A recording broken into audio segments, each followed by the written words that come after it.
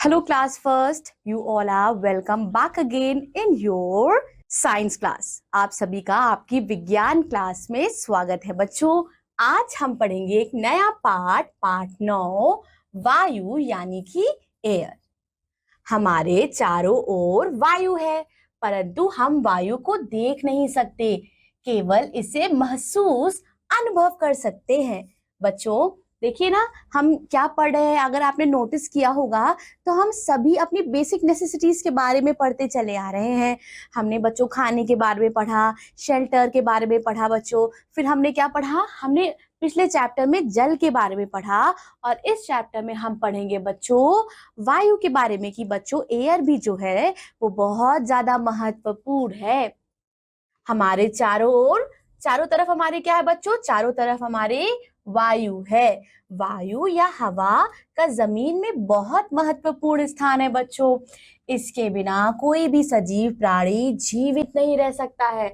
बच्चों एक पल के लिए अगर आप पानी एक दिन नहीं पिएंगे तो आप जीवित रह सकेंगे, घर में नहीं रहेंगे तो जीवित रह सकेंगे, 2-3 दिन तक अगर पानी नहीं पिए तो भी आप जीवित रह सकेंगे। लेकिन बच्चों अगर एक सेकंड के लिए भी, एक क्षण के लिए भी आपकी सांस बंद हो गई तो आपकी मृत्यु हो जाएगी। वायु एयर इतना ज्यादा महत्वपूर्ण है बच्चों। वायु या हवा का जमीन में बहुत महत्वपूर्ण स्थान है। इसके बिना कोई भी सजीव प्राणी जीवित नहीं रह सकता, क्योंकि सजीव को सांस लेने के लिए वायु आवश्यक होती है।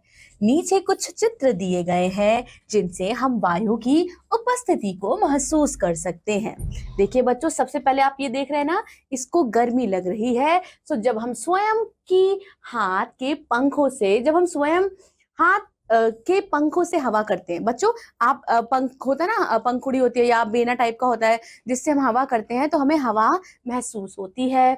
बच्चों खाली गुब्बारे में जब हम हवा भरते हैं, जब हम गुब्बारे में फूंक भरते हैं तब हमें हवा की प्रेजेंस दिखाई देती है। जब हम अपने गालों को फुलाते हैं वायु हमारे मुंह के भीतर होती है।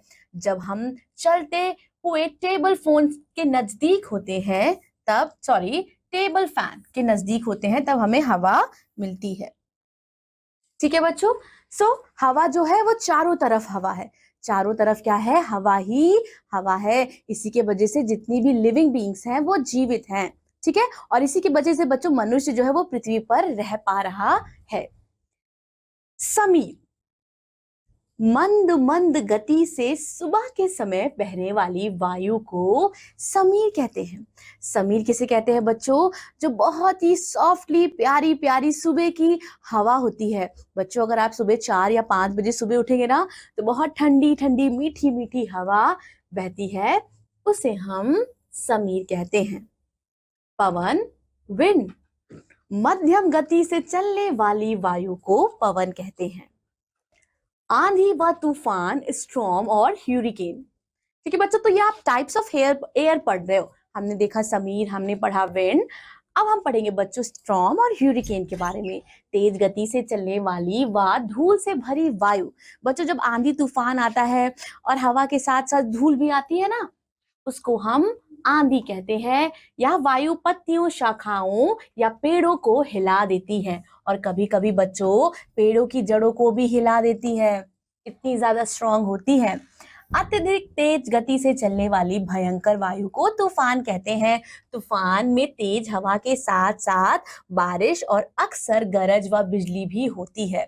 यह अत्यधिक नुकसान पहुंचाती है। तूफान में बड़े बड़े पेड़, पहाड़, चट्टान व मकान भी गिर जाते हैं।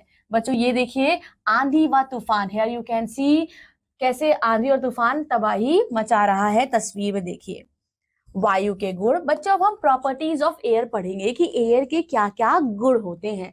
वायु स्थान घेरती है। Air occupies space. एयर बच्चों क्या करती है, स्थान को घेरती है। एक गुब्बारे में हवा भरने पर यह फूल जाता है।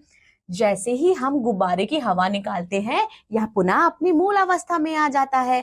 इसीलिए हम कह सकते हैं बच्चों, और इसी प्रकार सिद्ध किया जा सकता है, अतः इस प्रकार सिद्ध होता है कि वायु जो है वो स्थान को घेरती है। वायु में भार होता है बच्चों, एयर हैज वेट, एयर का खुद का वजन होता है। एक खाली फुटबॉल लेकर उसका वजन ज्ञात कीजिए। ठीक है, ये आप फुटबॉल देखिए बच्चों, ये कैसी है, ये खाली फुटबॉल है, इसमें कोई भी हवा नहीं है। ये आपका तराजू है, ठीक है, लेकिन इसमें क्या है, इस फुटबॉल में हवा है। अब देखिए बच्चों, सुई किधर है, इधर, इसमें सुई तराजू की इधर है, लेकिन जैसे भारी वाली बॉल लग दी है ना जिसमें हवा भरी है, उसका तराजू की सुई जो होती है वो उस तरफ टिल्ट हो जा रही है। हवा भरने के बाद फिर से इसका वजन ज्ञात कीजिए। हम देखते हैं कि वायु से भरी फुटबॉल का वजन खाली फुटबॉल के वजन से अधिक होता है, अतः इससे सिद्ध होता है कि वायु में भार होता है। हवा का उपयोग बच्चों, अब हम क्या पढ़ेंगे, अब हम हवा का उपयोग पढ़ेंगे। हम पढ़ेंगे यूजेस ऑफ एयर। हवा बहुत लाभदायक है। Wind is very beneficial. तेज चलती हवा पवन चक्की को हिला सकती है। एक ग्लाइडर एक समुद्री नाव और अन्य वस्तुएं को भी हिला सकती है। पौधों को भी हवा की आवश्यकता होती है। Plants also need air. दो विभिन्न जारों या गमलों में दो पौधे रखें। एक जार को ढककर बंद कर दें। कुछ दिन बाद तुम देखोगे कि बिना ढक्कन वाले जार का पौधा जल्द ही बड़ा हो जाता है। तो बच्चों ये देखिए, ये दो जार आपको दिया गया है। आपको क्या करना है, दोनों ही जार में पौधे रखने हैं, लेकिन एक जार का जो ढक्कन है वो आपको खुला छोड़ देना है, ये आपको ओपन रखना है, और दूसरे जार का ढक्कन है ये आपको क्लोज रखना है। आप क्या देखेंगे बच्चों, कुछ समय बाद जो क्लोज वाला जार है जिसका ढक्कन बंद है वो जो पेड़ है वो मुरझा जाता है, बल्कि कंपैरिजन करेंगे जो ओपन जार है वो पेड़ जो है वो ग्रो कर रहा है। ठीक है, जबकि ढक्कन से ढके जार का पौधा लगभग मर जाता है क्योंकि इसे वायु नहीं मिल सकी। इसका अर्थ यह है कि पौधों को अपने अस्तित्व के लिए हवा की आवश्यकता होती है। ये बात हमने बच्चों शुरू में ही डिस्कस की थी कि लिविंग बींग्स को एयर की बहुत ज्यादा जरूरत होती है। हम बाकी नेसेसिटी के बिना एक दो दिन चला सकते हैं, पानी के बिना, खाने के बिना, लेकिन हम सांस लिए बिना एक पल भी जीवित नहीं रह सकते। हवा जलने में सहायता करती है। Air helps in burning.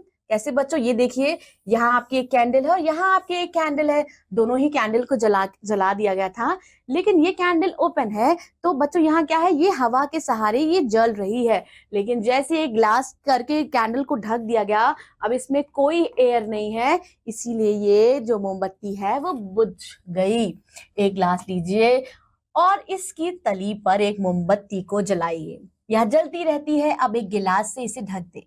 कुछ समय बाद हम देखते हैं कि गिलास में रखी मोमबत्ती का जलना रुक जाता है, क्योंकि कुछ समय बाद गिलास के भीतर हवा नहीं रहती। बच्चों अब हम पढ़ेंगे कुछ महत्वपूर्ण तथ्य। वायु का जीवन में बहुत महत्वपूर्ण स्थान है। हाथ का एक पंखा हिलाने पर हमें वायु का अनुभव होता है। जब तेज हवा चलती है तब यह पवन कहलाती है। हवा स्थान घेरती है और इसमें भार होता है।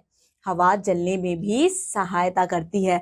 सो देखा बच्चों, जो हवा है उसके कितने सारे यूजेस हैं, वो कितनी ज्यादा महत्वपूर्ण है।